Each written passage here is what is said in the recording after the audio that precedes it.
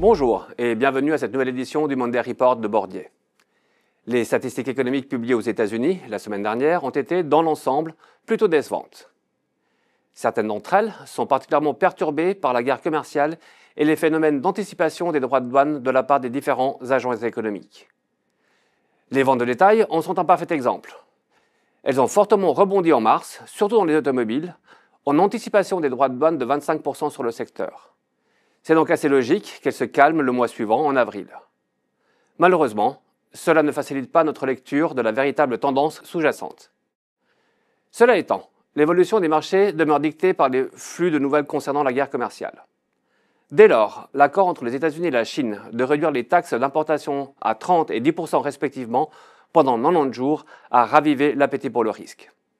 Ainsi, les actions enregistrent des hausses importantes. Aux États-Unis, la progression est de plus de 5%. Elle est de plus de 3% dans les marchés émergents et de plus de 2% en Europe et en Suisse. Les taux souverains à 10 ans remontent de quelques points de base et font baisser les prix de 0,3 à 0,4%. L'or souffre de ce regain d'appétit pour le risque et recule de 4,9%, en ligne avec l'appréciation du dollar de 0,8%.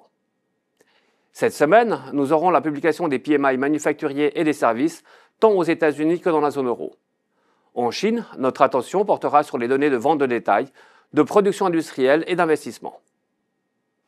Dans les actions, nous sommes à nouveau constructifs sur le secteur de la santé. Le décret signé par Donald Trump dans le but de baisser le prix des médicaments aux États-Unis engendre de la confusion. Mais il s'annonce moins négatif que craint initialement. Nous considérons que la valorisation relative du secteur par rapport au reste du marché intègre passablement de mauvaises nouvelles et que sa phase de sous-performance devrait se terminer. C'est tout pour aujourd'hui.